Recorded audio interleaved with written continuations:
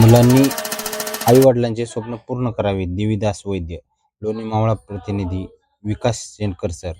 पूर्वीची परिस्थिती आणि आजची परिस्थिती यामध्ये जमीन आसमानाचा फरक आहे. आज विद्यार्थ्यांना शिक्षणासाठी अनेक सुविधा उपलब्ध आहेत. त्यामुळे विद्यार्थ्यांनी प्रतिकूल परिस्थितीवर मात करून आपल्या आईवडिलांची स्वप्न पूर्ण करावीत, असे प्रतिपादन ज्येष्ठ पत्रकार देवीदास वैद्य यांनी केले.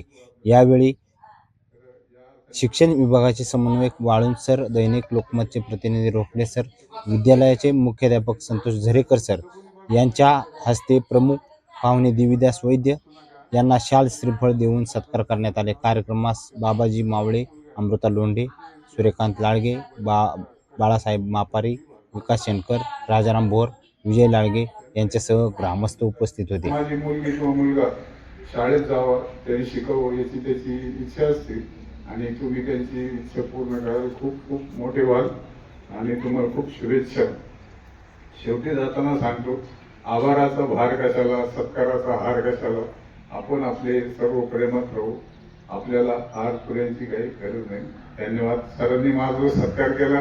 खरं तर आज माझं येण्याचं काम म्हणजे सरांकडे होतं माझं तसंही, पण आपल्या घरी पाहुणे जर कोणी आले, मी तर पाहुणा नाहीये, पण एक पाहुण्याचा सत्कार करतात.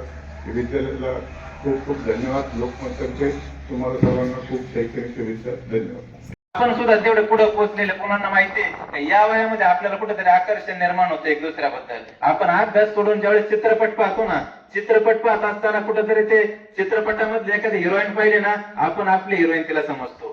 चित्रपटातला हिरो पाहिला का आपण आपला हिरो तिला समजतो. पण या वयामध्ये वयाचं 16 वर्षाचं वय शारीरिक बदल निश्चित होत असतात, हे सायकोलॉजीनं सांगितलेलं आहे. पण या वयामध्ये जर तुम्ही अभ्यासाकडे लक्ष दिलं, चुकीच्या मार्गाने जर गेले नाही तर एक सवाल माझा ऐका नावाचा चित्रपट होऊन गेला.